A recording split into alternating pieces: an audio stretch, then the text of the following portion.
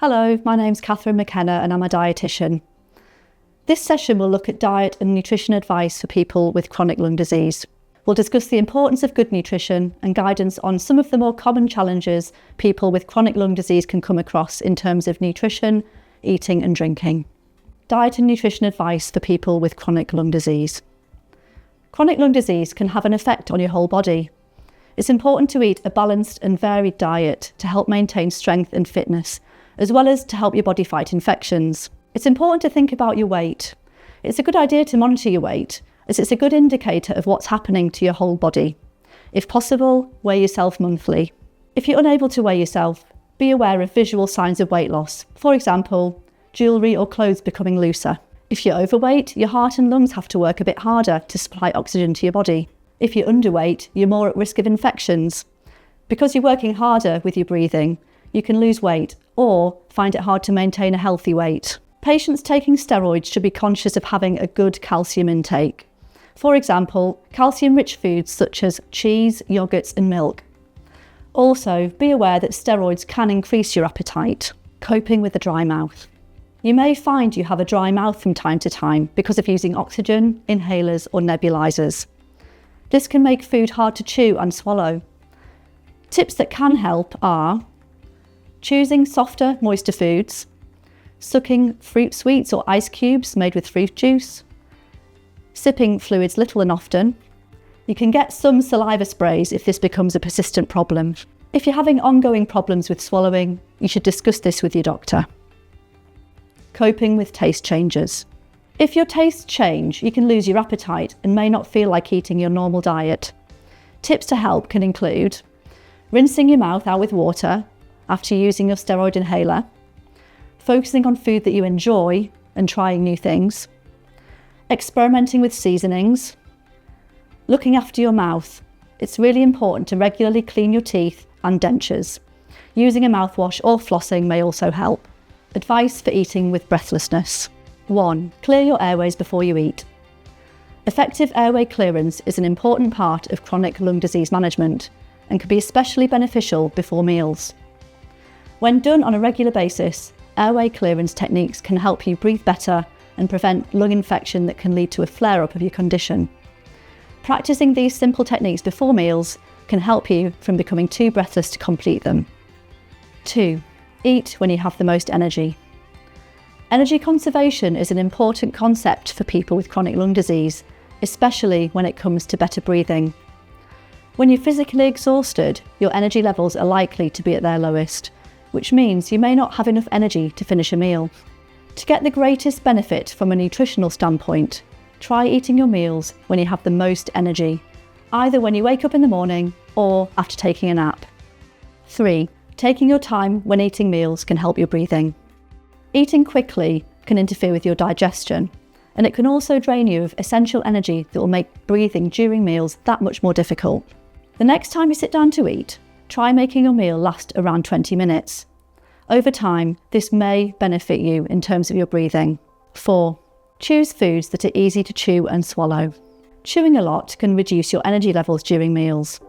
By filling your shopping basket with foods that are easier to chew and swallow, you're likely to find it easier to eat. 5. Eat smaller, more frequent meals. If underweight, make them higher in calories. Often people find that eating smaller, more frequent meals is easier. It can help to choose foods that are higher in calories to maintain your energy levels. 6. Avoid adding extra salt. While a low sodium or low salt diet isn't specifically recommended for people with chronic lung disease alone, it may be recommended if you're at risk for other health problems.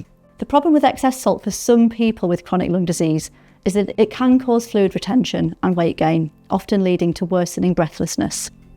7. Maintain proper posture during meals. Proper posture, especially during mealtimes, can benefit your breathing by keeping excess pressure off your diaphragm, the major muscle of respiration and breathing. 8. Avoid overeating and foods that can cause bloating. When you eat too much or eat foods that cause bloating, your stomach becomes bloated, leaving little room for your lungs to expand during breathing. Cutting back on gas-producing foods will help you to relieve the discomfort of bloating and help improve your breathing while you eat. 9. Save fluids for the end of your meal. When you drink too much before and during meals, you tend to become fuller more quickly. This not only causes you to eat less, but causes difficulty breathing as well. Try waiting until the end of your meal to drink fluids. If you need to drink something to help food go down more easily, sip on a little water instead of drinking a whole glass. 10. Select foods that are easier to prepare. For people with chronic lung disease, cooking can become such a chore that it feels difficult to do anymore. Try choosing meals that are easier to prepare. This will help you conserve energy that you're going to need to eat. You could make extra on days you feel good and freeze a portion in preparation for a bad day. Dietary advice if you're overweight. Some patients with chronic lung disease can be overweight.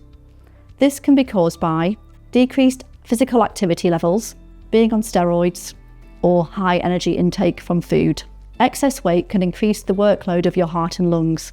Excess fat around the abdomen can make it more difficult for the lungs to fully expand.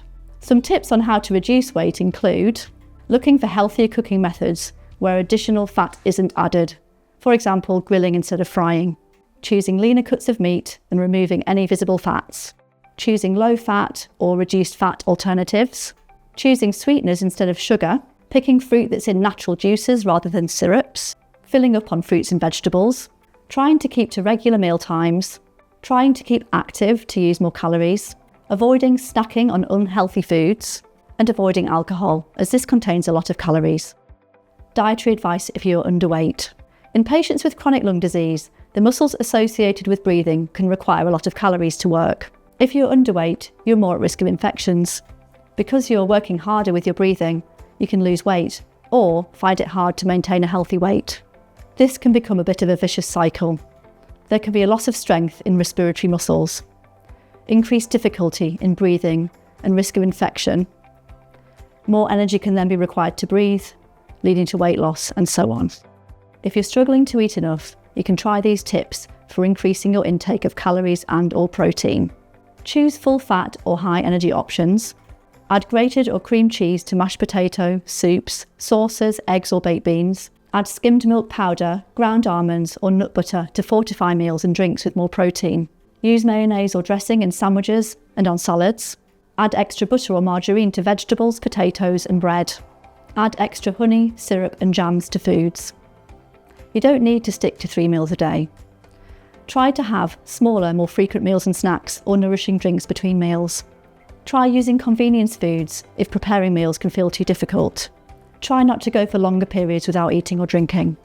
If you're struggling with unintentional weight loss and have tried some of the fortifying food techniques described, please get in touch with your GP as you may benefit from a referral to a dietitian. Thanks for watching. I hope you found this useful. If you do have any questions, please discuss with a member of the team.